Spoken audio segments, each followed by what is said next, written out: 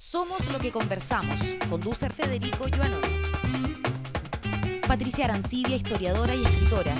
Luis Eduardo Escobar, economista y ex asesor internacional. Sergio Mico, abogado, filósofo y cientista político.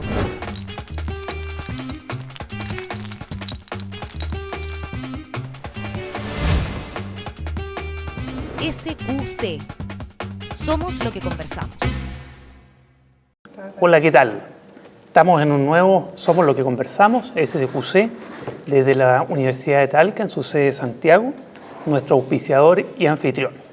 En esta bonita galería que tiene, con cuadros que los acaban de renovar. Así que estamos bien coloridos. Nos acompañan, como siempre, nuestros contertulios. Patricia Arancibia Clavel, mucho gusto. Historiadora, doctora en historia, autora de numerosas publicaciones, emprendedora. Eso es lo que más me gusta. Hola Patricia, bienvenida. Hola. Sergio Mico, abogado, cientista político, doctor en filosofía y profesor del Instituto de Asuntos Públicos de la Universidad de Chile, INAP. Muy bien, se lo aprendió. Bienvenido. Muy buenas noches.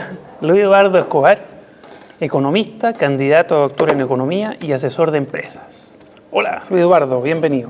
Y nos acompaña hoy día, tenemos la suerte que nos acompaña hoy día, don Ricardo French Davis, economista, doctor en economía y profesor de la Escuela de Economía y Negocio de la Universidad de Chile, Premio Nacional de Humanidades y Ciencias Sociales.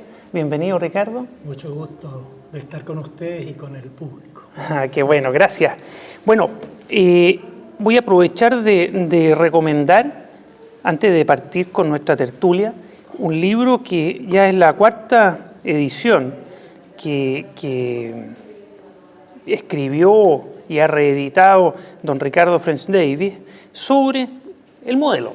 A propósito, porque ya hemos tenido en esta tertulia distintas visiones del modelo y lo que pide la gente, más modelos, menos modelos, en fin. Hoy día tenemos con nosotros a alguien que de verdad sabe mucho de esto, en su calidad de economista y hombre de humanidades también. Don Ricardo, el libro se llama Chile entre el neoliberalismo y el crecimiento con equidad. Se lo recomiendo, es la cuarta edición y es un hito para comprender la evolución del modelo. ¿Cuántos años lleva el modelo, Ricardo? Del 73, o sea, casi 40 años. Y esto pretende interpretar y analizar en etapas, ¿no? Claro, seguirle la pista del año 73 y está muy motivado porque mucha gente, de repente llega algún dirigente de algún país a la presidencia y dice, voy a aplicar el modelo chileno. El presidente de Honduras, el presidente de Guatemala, algún europeo, el modelo chileno. Y le pregunta, ¿cuál? Bueno, modelo chileno? Acá está explicado. Y hay una diferencia muy sustantiva en lo que nos interesa. ¿Cuánto genera de crecimiento? ¿Cuánto agranda la torta a través del tiempo? Y cómo se distribuye la torta. Y esas dos cosas han sido diferentes a través de estos 40 años. Una mínima acotación histórica, y yo tengo el prurito de las fechas. Yo te diría que el modelo se instaura en el 75, porque del 73 al 75 hay muchas dudas al interior del gobierno y el propio Pinochet no está 100% convencido de que es necesario que este modelo se aplique. Entonces, no sé, esa es mi percepción o lo que he leído, si bien estaba el ladrillo escrito antes y pasa a ser parte intenta Lorenzo Gotuso, que era el ministro de Hacienda, ¿no es cierto?, llevarlo a la práctica. En definitiva, se implanta en 75 cuando llega Caguas y después de Castro, etc. Pero es una acotación absolutamente mínima, pero en honor a mi prurito histórico. Sí. O sea, el 75 es más neoliberal las políticas. El 73 está avanzando hacia eso, transitando, porque hay un enorme debate. Los militares no son intrínsecamente neorliberales. Son es una entidad estatal. Son más corporativistas. Entonces, muchos de los militares que rondaban por ahí, ellos están dentro de una economía mixta. Así es. Y algunos de los ministros, que es el ministro de Economía en ese tiempo, es un hombre heterodoxo, Fernando Lenin. Exacto. Entonces estaba el debate al interior y todavía no habían conquistado a Pinochet. Los Chicago Boys. Y lo que se llaman los Chicago Boys. Sí, Que tú eres uno de ellos. Ricardo de Chicago. ¿O eres uno de ellos o no? Yo soy doctor en Chicago. y fui compañero de varios de ellos. Sí. Algunos fueron profesores míos y otros fueron alumnos míos. Pero Ricardo, ¿en qué Distintas consiste generaciones. para la gente que no sabe? ¿En qué consiste el modelo? La pregunta político-filosófica, ¿no? Entre el 73 y el 75, ¿qué pasó? ¿En cuáles serían las líneas maestras de este nuevo modelo? Moviéndose en la dirección de el mercado es capaz de resolver el grueso de los problemas de la sociedad. Eso es. Entonces hay que meterle precio, mientras más precio le meta a las cosas, ¿no? Más valorización monetaria, mercantil, mejor va a ser. Y el mercado sabe hacer bien las cosas, y si tú tienes un mercado totalmente libre, y no exagero cuando digo totalmente libre, vas a tener una economía con más desarrollo y va a desaparecer la pobreza. Y todavía hay gente que dice, si liberas todo, va a desaparecer la pobreza. Y lo que nos demuestran los hechos es que... O disminuirla más que desaparecer. Claro, Porque o nunca. disminuirla. Pero lo que sabemos es que un mercado totalmente libre, exageradamente libre, crea enorme desigualdad. Por razones muy, muy esenciales que uno trata de exponer a través del libro, ilustrando con distintos episodios. Partimos de una sociedad que no es suiza. Tenemos muchas diferencias entre nosotros en términos de la educación, las redes sociales, el patrimonio con el cual uno llega a la fuerza de trabajo, su padre es rico, no es rico, tiene buenos contactos sociales o no. Y entonces si uno le aplica las mismas reglas económicas de liberalización, ráscate con tus uñas. Algunos que tienen uñas muy poderosas y otros que no tienen uñas y que no se pueden defender. Y entonces la liberalización extrema de los mercados fortalece a los fuertes y tira para abajo a los débiles. Pero Odeplan no estaba en esa línea, por eso ¿qué? hay que matizar. Odeplan en esa época, Era justamente una mezcla. porque si te escuchamos, pareciera que es una mirada absolutamente ortodoxa, única, y no, yo te ¿Por qué no diría hacemos que una hay- cosa siguiendo lo que quiere la Pati? Y Ricardo, brevemente, ¿cuáles son las etapas que se puede vislumbrar o distinguir si uno ve la evolución del modelo desde su inicio hasta hoy, más o menos? Claro, ahí si uno toma lo del 73-75, el 75 consolidación del modelo más extremo neoliberal, liberalización abrupta del mercado financiero en abril del año 75, se privatizan los bancos que Allende había estatizado, se salvó el Banco del Estado, que eso es interesante, está dentro de las heterogeneidades, ¿cierto? Después se salva Codelco, se salva. Gracias a los militares. Lo salva un militar. Dando- Civiles Fresi. querían privatizarlo, Fresi y Danús. un militar, justamente ellos dos, gracias a Dios, algo los inspiró y salvaron. Y cuánta plata le ha dado a la sociedad chilena mantener a Codelco. Pero se va moviéndose en la dirección de soltar el mercado, es muy difícil hacerlo todo instantáneamente. Lo financiero se hizo instantáneo. Se liberalizó la tasa de interés y se dijo, superintendencia fuerte, no. Superintendente, no moleste, el mercado sabe. No la suprimimos usted, pero no esté impidiendo que el mercado se desarrolle. Después de la crisis. Eso, Pero es que estábamos categorizando. 11 años después se corrige. Pero 11 esta es la primera etapa. Esa es la primera etapa. ¿Hasta qué que año? culmina el 81. A la altura del 81 tenemos Chile de las economías del mundo más liberalizadas las importaciones. Tenemos un arancel de 10% para todo igualito. El mercado financiero totalmente liberalizado. Gran ingreso de capital en el exterior, porque a los mercados financieros les gustaba esto, a los mercados más En esa privativos. época petrodólares, había mucho petrodólar, claro. Sí. Claro, teníamos la abundancia, hay abundancia en todo el mundo, pero Chile es chiquitito, Chile fue el país más inundado por capitales foráneos, y el planteamiento por parte de las autoridades, pero si el mundo nos quiere, esto no es un problema.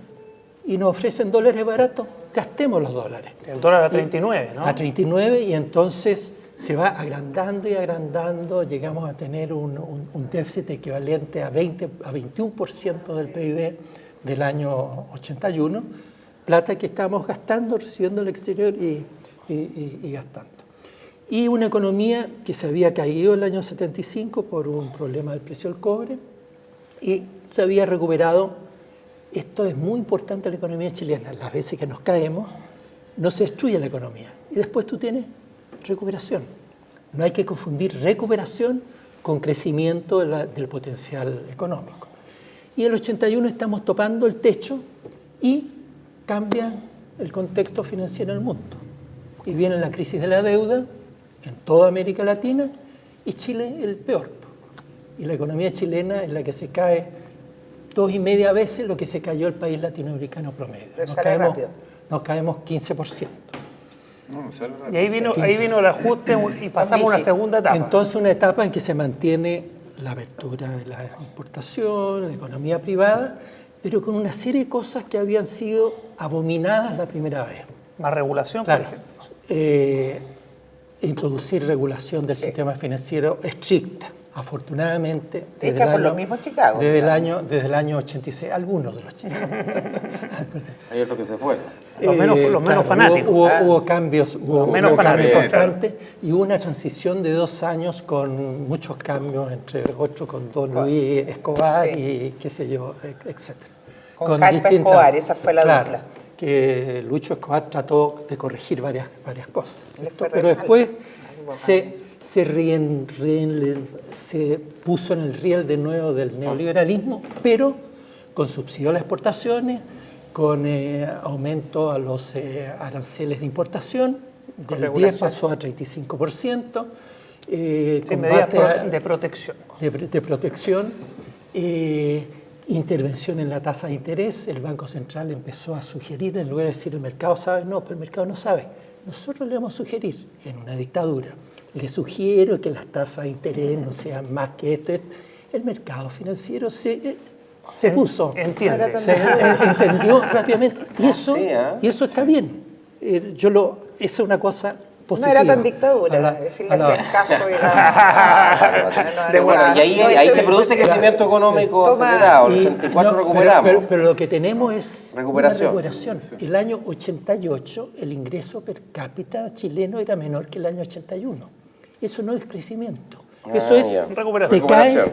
Te caíste tanto. Se produjo una brecha de 20% entre el techo y donde estabas. Y entonces tu economía real crecía 3%, pero podías crecer 7 o 8 el PIB efectivo, porque había un gran espacio de trabajadores y capital desocupado. Grandes, pequeñas y medianas empresas que tenían capacidad instalada y no lo estaban usando en esta tremenda crisis que es la más grande de toda América Latina en el 82.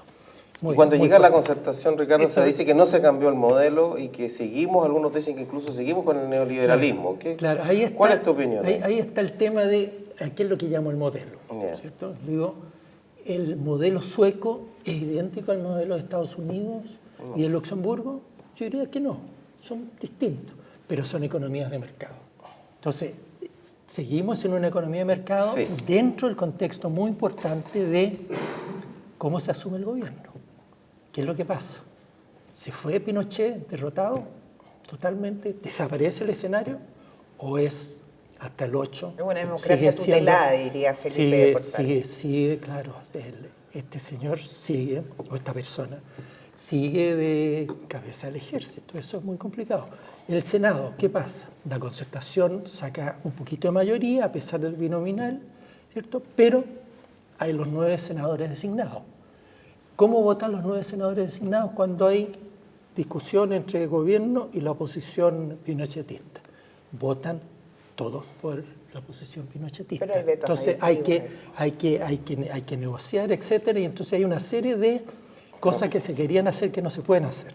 Pero perdón que te interrumpa en toda tu disquisición que interesante. Pero breve, porque la idea es que termine de ponernos las 4 etapas y después vamos a abrir el... Claro, son interesantes las preguntas porque y ahí entramos en una tercera etapa. Claro. Bajo Elwin.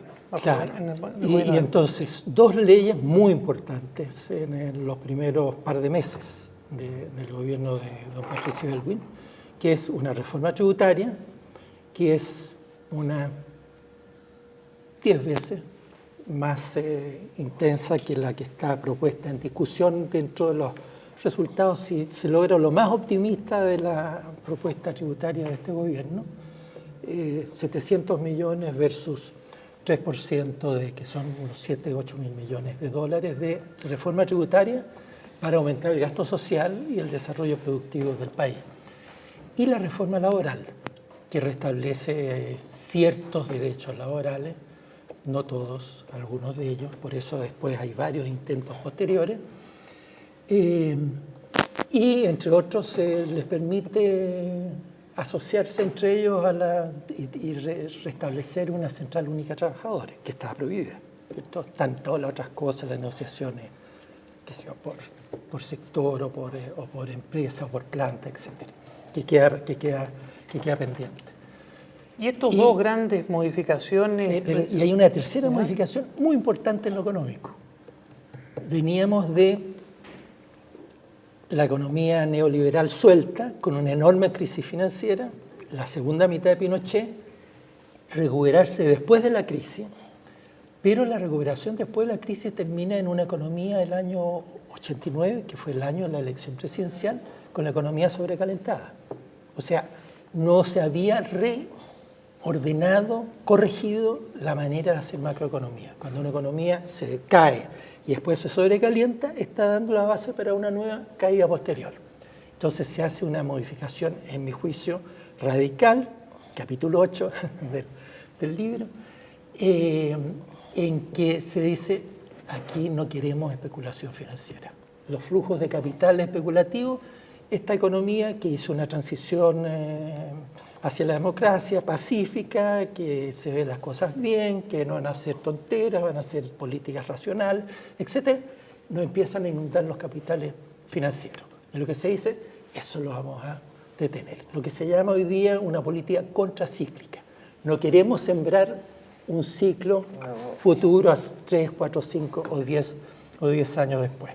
Y entonces el banco, de acuerdo muy estrecho entre el Banco Central y Hacienda. ¿El ministro Foxley? El ministro Foxley con el Banco Central. A mí me tocaba ser el economista jefe del banco o director de estudio del Banco Central. Se echa a andar una política de regulación de la cuenta de capitales. Queremos algo, pero no demasiado. Y ese algo que lo podamos procesar bien. Y para procesarlo bien hay que manejar la política cambiaria. No podemos tener un tipo de cambio libre. Si el tipo llega en plata y se abarata el dólar, estamos destruyendo las pymes. Estamos comiéndonos la plata y no es plata regalada, hay que devolverla. Si tú te comes la plata, después vayas a sufrir, vayas a tenerte que apretar el cinturón y... Ricardo, y estas medidas que van corrigiendo o modificando el modelo, ¿hasta cuándo? Es una tercera etapa, ¿no? Sí. Cuarta ya. Tercera. Sí. ¿Y en qué momento pasamos a una cuarta? Tal como hubo una transición del 73 al 75, el gobierno de Elwin le va muy bien. 7,7, 6 o 8% de crecimiento promedio. El empleo aumenta muy fuertemente. Llegamos a tener tasas de desempleo inferiores al 6%, alguna cosa bien medida, bajo desempleo. Después el promedio de Pinochet fue 18%. Pasamos de 18 a menos 6. Los empresarios están contentos, están invirtiendo mucho, los salarios crecen fuertemente, el salario mínimo se recuperó muy intensamente, más de 5% promedio por año en esos cuatro años, o sea, crecen cerca de 28-30% el crecimiento acumulativo, el salario real en capacidad adquisitiva de bienes y servicios, y empieza a meterse la idea de las cosas están bien.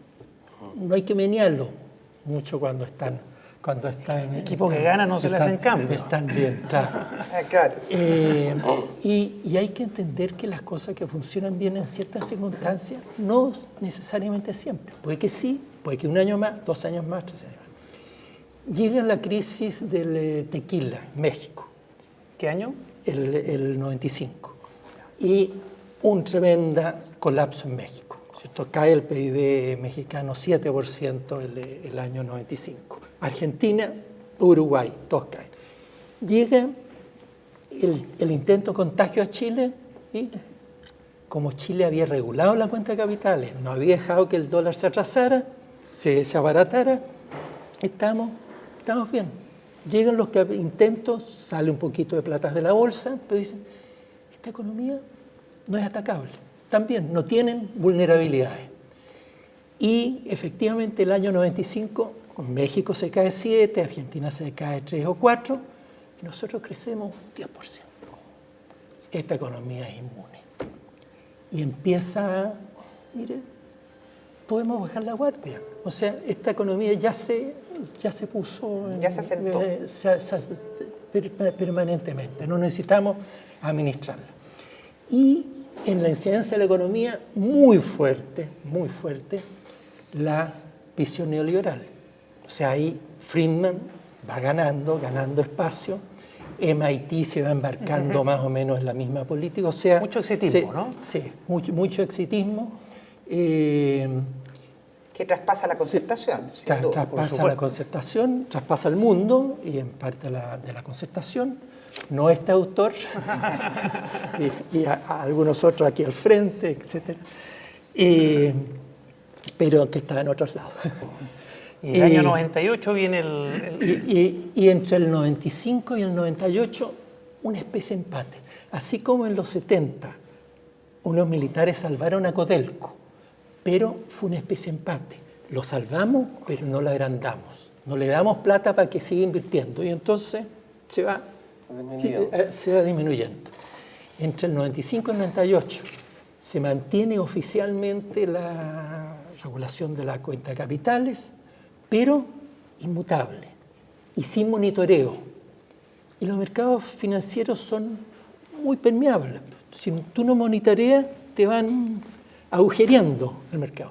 Entre el 90 y el 95 se agujereaba, pero la autoridad iba tapando. Y el encaje, la regulación de los capitales era efectiva. Lo sabemos por los resultados, ¿cierto? O sea, no se agranda el déficit en cuenta corriente, no hay endeudamiento excesivo, no hay muchas platas pasivos de corto plazo, que son los más peligrosos, etc. Entre el 95 y el 98, todo eso se empieza suavemente, el 6, el 7 y el 8 a filtrar. Y el déficit externo, o sea, el uso de platas de afuera, platas de otro, se duplica. Sector privado sobre todo, ¿no? Eso es, claro, el sector público aumenta su superávit, se porta bien, y ese es un tema de discusión, mal informado por parte de algunos, ahí están todos los numeritos. El sector privado. El sector privado, absolutamente, un poco más que el 100% del privado, porque el público aumenta un poquito su superávit. El sector público tuvo superávit durante todos esos años de los 90, muy importante. Se hicieron aumento del gasto social, pero cada aumento adicional, gasto permanente, venía con ingresos permanentes. Ese es un principio muy sano. Gasto permanente, subes el sueldo de los profesores, tienes que financiarlo no por un año, para siempre. Tienes que subirlo. Entonces, el 98, ¿qué pasó para pasar a la cuarta etapa? Nos llega la crisis asiática, que es el 97, ¿cierto? Comienza en el curso del 97, Tailandia, después Corea, etc. Y países muy poderosos, muy fuertes, etc., tienen estas caídas también tipo 7%. Y Indonesia, 13% se cae el producto. Y Malasia y Corea, 7%. O sea, economías muy bien comportadas, pero que abrieron su cuenta de capitales. Corea, el 92, abre su cuenta de capitales y lo empiezan a inundar de capitales. Y el 97, el mercado dice, usted está usando mucha plata, dejó el tipo de cambio que se abaratara, me voy. Se van y te acostumbraste. A la cocaína y te quitan la cocaína. En Chile lo había hecho en suave. Que había ido parchando, pero poco. Sí, muy poco de parche. ¿Sí? Fue un empate. Mire, esto no lo deshacemos, pero no lo gestionamos. Y el tipo de cambio, mantenemos la banda, pero vamos haciendo jugarretas con la banda. Y se van haciendo 4 o 5 jugarretas con la banda. Entonces, el año 98 nadie creía en la seriedad de la banda. era un chacoteo. Muy malo eso. ¿Y esto Los en qué instrumentos se lo usan Aninat mal. de ministro, ¿no? Sí. Estaba ministro Claro, Aninat, pero y ahí parece que... esto fue fundamentalmente el Banco Central. ¿Quién era Carlos Mazada? Entonces, Claro, el banco, en el libro tengo un par de citas de ministros de Frey que dicen no me gusta esto que está pasando, pero depende del Banco Central. Y el Banco Central dice yo me siento cómodo, está bien, no hay problema, el mercado lo financia. satisfecho, pues. Satisfecho. Demasiado. Ricardo, ¿y en qué momento viene ya la última etapa, la etapa que estamos viviendo y que vamos a conversar sobre su continuidad o no? Ahí va, el Banco Central se va trasladando bastante en la dirección de la moda internacional, que era la moda en Washington, en Nueva York, el Banco Mundial muy fuerte, el Fondo Monetario transmitiendo, abran la cuenta de capitales, liberen el tipo de cambio, esa es la pava, eso es lo que hay que hacer. Y el resto viene, ya usted tiene el comercio internacional liberado, con eso tiene las cosas, y orden fiscal, que teníamos orden fiscal, con eso está resuelto. Y eso es lo que se hace. Y en el 99, entre el 99 y el 2001, ahí transitamos totalmente al tipo de cambio libre, así como hay café, hay tipo de cambio libre, y apertura plena. El Banco Central dice, hemos logrado este gran éxito de tener la apertura plena de la cuenta de capitales en el año 2001. Orgulloso de haberla... Pero ya llevamos 2 o 3 años con muy poco crecimiento. Claro, estamos el 99, tenemos una caída del producto de cerca de 1%, no es el 15% del 82, ni el 7%. Claro. Entonces, esto es una economía que tiene bastantes méritos, se caiga solamente 1%. Pero entre el 99 y el 2003 tenemos una tasa promedio de crecimiento que para Chile y para América Latina, malaza. Tenemos un 2,6% de crecimiento con la población que crece un y tanto. Tenemos un puntito de crecimiento per cápita. En los 8 o 7 años anteriores habíamos crecido 5% per cápita. Eso hace diferencia en 10 años. 4 puntos más, entre 1 y 5 durante 10 años. Ese es un mundo distinto. No es el mismo modelo desde el punto de vista de lo que le interesa a la gente, que es su bienestar. ¿Y este ya, como resumen, está concluido o falta algo en el modelo? ¿A ti te gustaría que entrara una quinta etapa, deduzco? Sí. No, pero ahí en esta cuarta lo que es interesante, que así como en el primer gobierno de la Concertación, Banco Central y Hacienda trabajan estrechamente, todos los días nos comunicamos con autónomos, no autónomos, somos el mismo país. Este no es un banco central de otro país, ¿no? O de otro planeta. Es del mismo país y necesitamos una cabeza unificada. Se trabaja estrechamente. Después, en el gobierno de Frey, se empiezan a producir esto, que el ministro de Economía y el de Hacienda dicen, pucha, no me gusta que esto que está haciendo el Banco Central. Pueden irse a sentar al directorio y decir eso, pero ya no hay un objetivo común. No hay un objetivo común. Y después del 2009 para adelante, Hacienda y Banco Central tienen un enfoque, en mi opinión, relativamente compartido de tipo de cambio libre, y uno ve las declaraciones, los informes de Hacienda, los informes de la memoria del Banco Central, tipo de cambio libre, el mercado sabe cómo hacerlo, y apertura de la cuenta de capitales, los mercados financieros saben, son muy bien comportados los mercados financieros, como podemos decirlo hoy día, ¿cierto? Después de la crisis global, y por lo tanto seguimos por este camino. Y eso explica por qué entre el 99 y 2003 tenemos la economía creciendo apenas 2,6%. Aunque estamos invirtiendo y que sí, probablemente, yo comparto ahí la cifra del Banco y de Hacienda, de más o menos crecíamos 4%, pero estamos usando año a año solamente 2,6%. ¿Y cuánto está subiendo, que está creciendo ahora Chile? Sí, alrededor de 5, yo diría. Pero el año pasado 6,4. ¿Hubo alguna corrección? Sí, pero eso es uso de capacidad. ¿Alguna corrección importante o es lo mismo que estamos narrando? ¿O ahí termina la historia por ahora? Yo creo... mi visión es que hay bastante continuidad. Ya. entre las políticas del 2010 y el 11 con lo que teníamos el 7, 8, 9 y 10. Lo que cambió es lo que nos llega de afuera. Es decir, no es que el modelo, digamos, se haya profundizado, que es lo que uno pudiera esperar de un gobierno de centro-derecha, sino que lo que ha hecho es más bien mantener la medianía. Es muy buen punto. ¿Qué les parece que hagamos un corte? Y acá desde la Universidad de Talca, en la sede de Santiago, nuestro patrocinador y anfitrión, y a la vuelta le vamos a poner más política a esta historia económica del modelo. Gracias. Estás viendo Somos lo que conversamos. Conéctate con el Mostrador TV.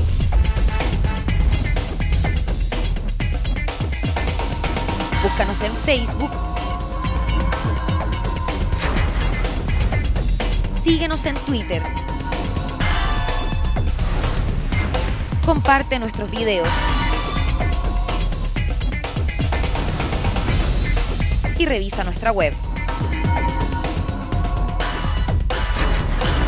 Nos mantenemos conectados a ti gracias a las redes. El Mostrador TV.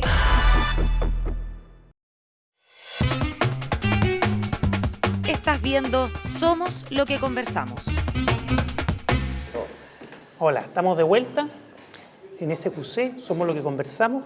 Están con nosotros nuestros contertulios habituales. Está invitado Ricardo French Davis, connotado economista chileno y con todo tipo de premios. Nos ha hecho una narración del modelo, a su entender, desde la perspectiva económica, el modelo que tenemos y su evolución en el tiempo desde el año 73 y con los énfasis que ha tenido. Entonces hoy día, en este momento, la idea es ponerle otras variables, Ricardo. ¿Qué te parece?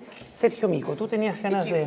Es que justamente porque Ricardo partió con la afirmación crecimiento económico y cómo se redistribuye ese crecimiento económico. Y a partir del 98, crecimiento económico cae de 7 a 2 y tanto puntos y la redistribución del ingreso ya se mantiene estable, mejoramos un poquitito estos últimos 20 años, con algunos también altos y bajos.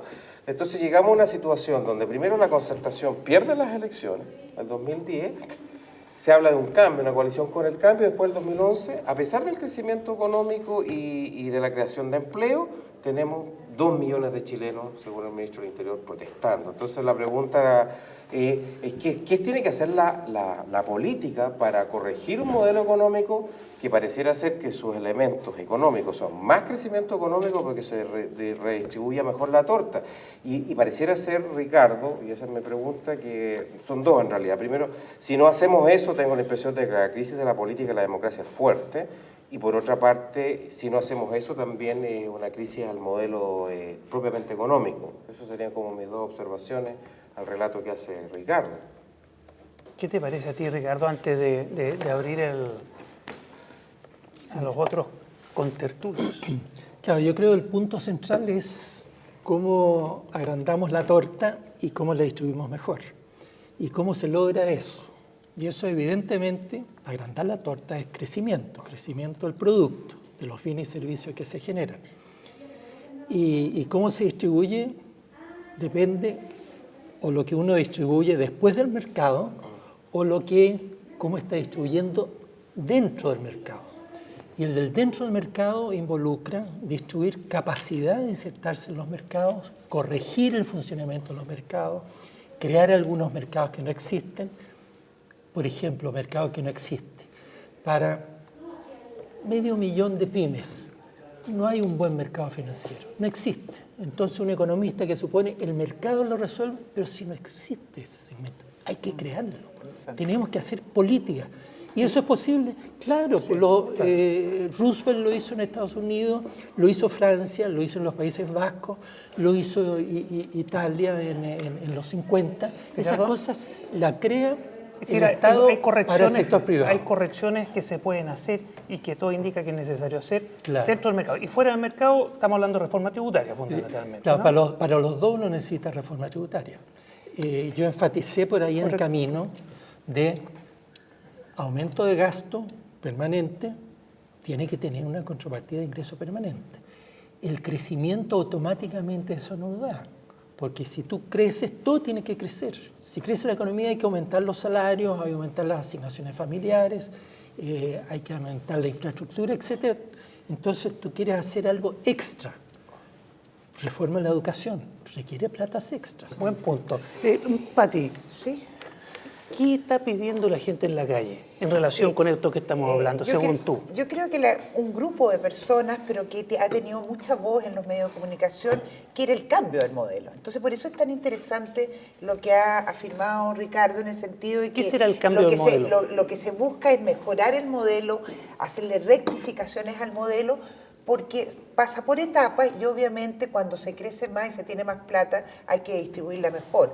Ahora, la pregunta que me surge, Ricardo, hacerte es ¿hasta qué punto esta pugna, si tú quieres, ideológica entre los más liberales y los otros no tanto, en cuanto a que el empleo es el elemento fundamental para poder mejorar, salir de la pobreza por una parte y mejorar la distribución por otra? ¿Estás de acuerdo que ese es el tema? Porque con todo lo que estamos viendo ahora de la encuesta Casen y todo ello, veo yo una pugna entre aquellos que dicen, sí, está bien, tenemos que tener mejor sueldo mínimo, tenemos que tener una serie de cosas, pero primero cuidemos el empleo. Es casi como el crecimiento pasó a ser como un símbolo, ¿te fijas? Crecimiento era símbolo de economía de libre mercado. Ahora es cuidar el empleo a como dé lugar. Buena pregunta. ¿Qué opinas? Claro, a mí me parece el empleo es lo central, absolutamente determinante en la calidad del empleo, lo que la OIT llama empleo decente o empleo de alta productividad, creciente productividad. Es muy determinante y eso está en el corazón de cuánto uno crece y cómo crece. Y además yo enfatizo, el cómo crece, si uno lo hace bien, va a ser viable que el crecimiento promedio sea alto. Si uno lo hace mal, lo que van a tener acelerada, en que las cosas se ven bien, choque, caída, acelerada, caída. Y la economía que pasan por estas idas y venidas, estos altibajos, al final crecen poco en promedio.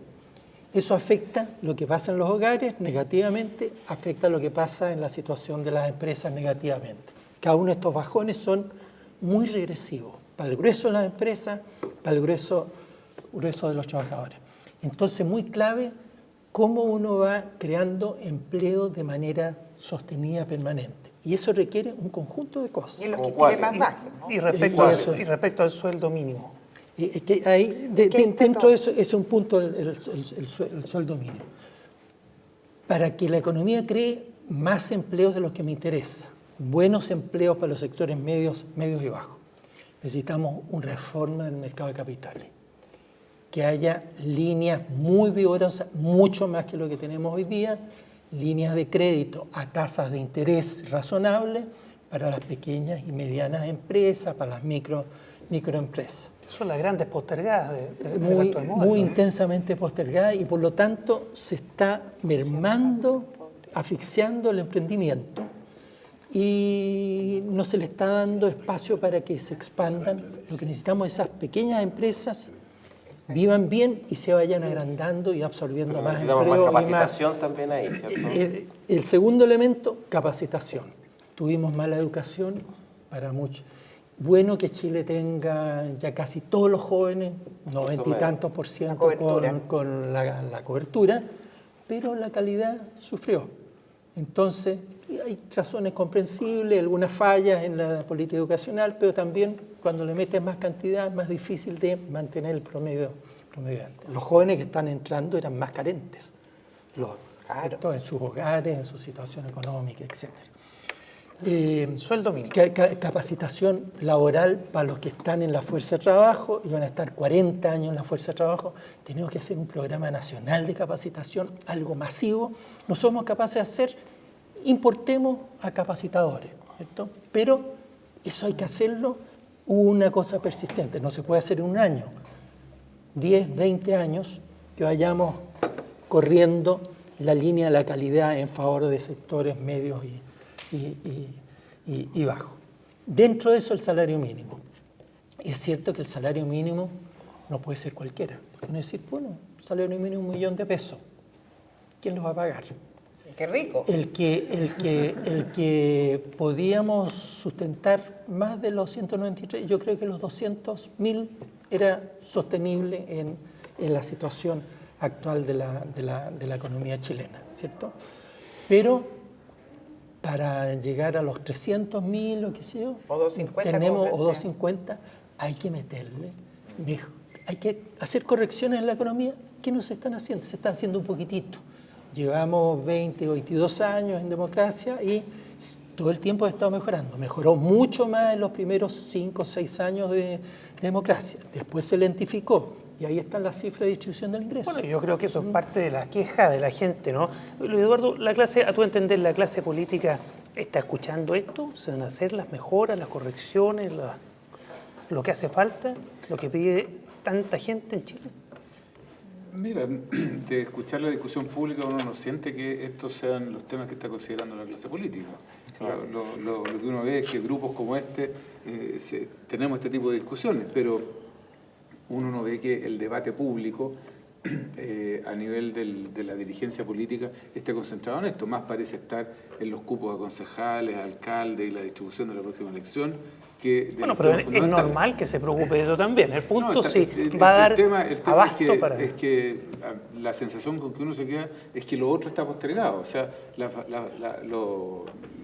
con Sergio hemos venido trabajando hace algún tiempo en tratar de desarrollar ideas, fuerzas que permitan ir desarrollando una conversación en torno a este tema. Yo te diría que tal vez, como soy optimista, no pierdo la esperanza de que esto llegue a discutirse en el contexto de una campaña presidencial. Creo que ahí es un lugar clave, un buen momento, ¿no? Un muy buen momento para discutirlo. Pero creo que una de las cosas que va a haber que dilucidar de aquí entonces es de qué modelo estamos hablando.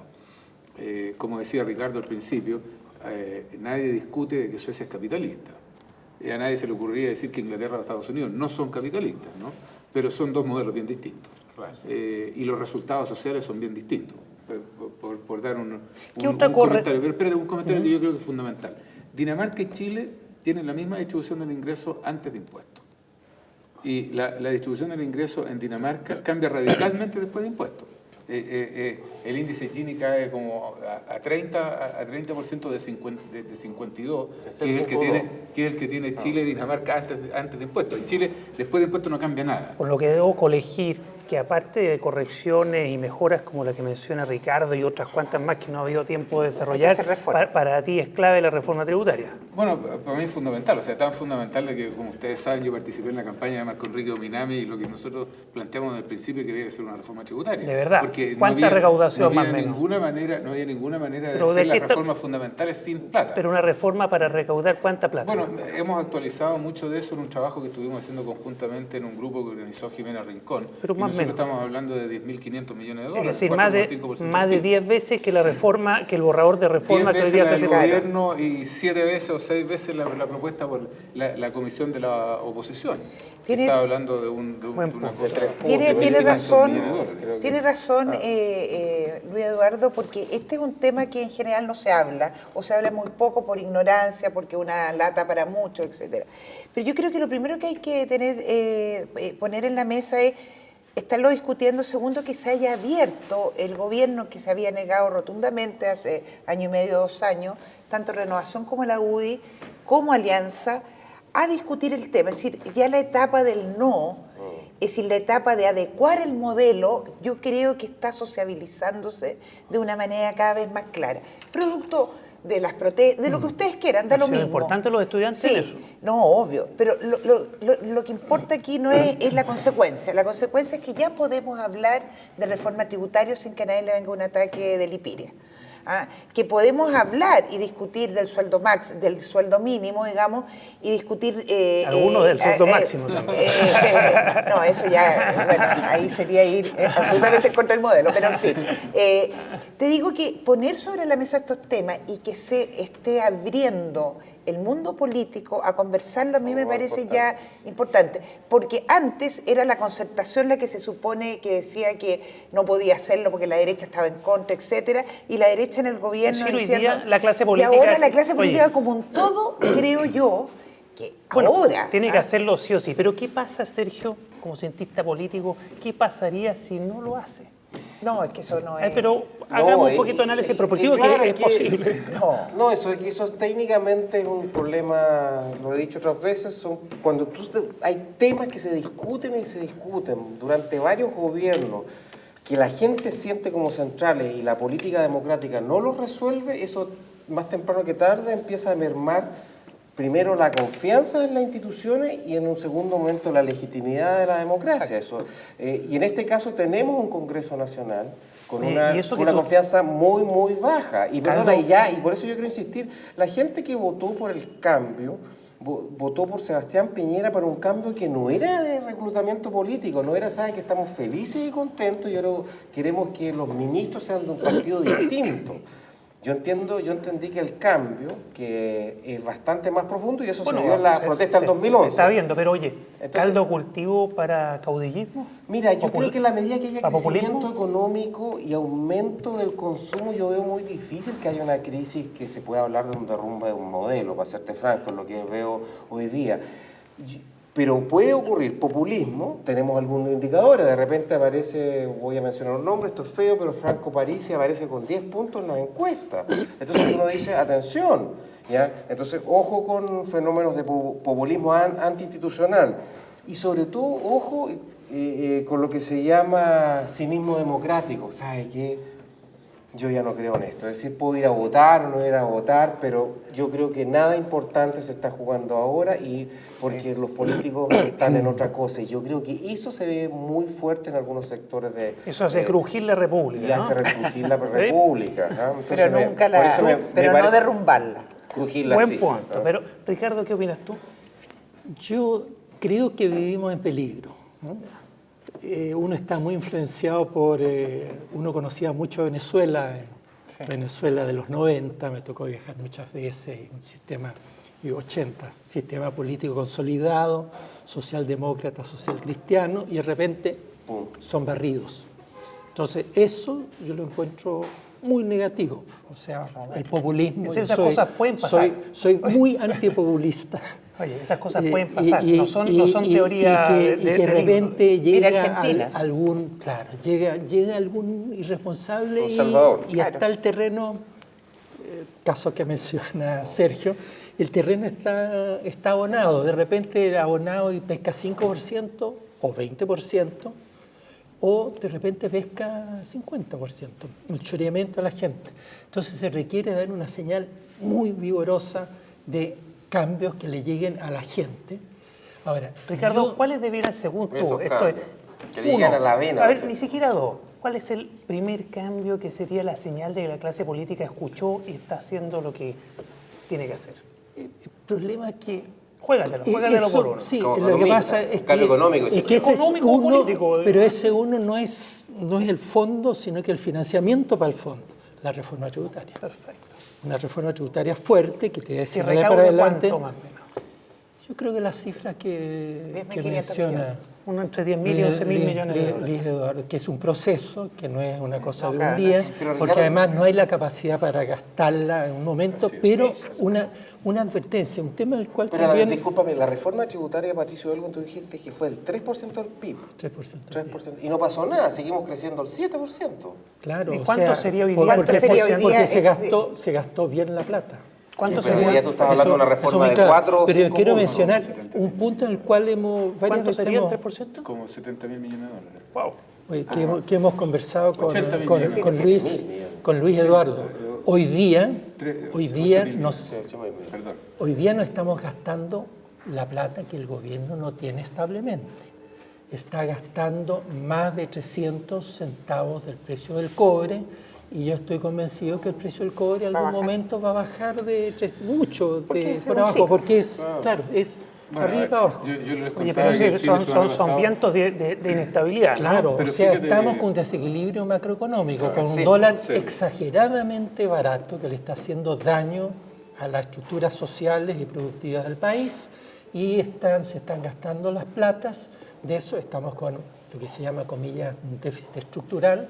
Significa que Hacienda está gastando más de lo 302 contrario al centavos. superávit de tantos años. Claro. Claro, y Ricardo, ¿sabes qué? Porque con crecimiento económico de estos últimos años, recuperación económica, creación de empleo, ¿qué pasó con la CACEN? ¿Cuál es tu opinión de este debate?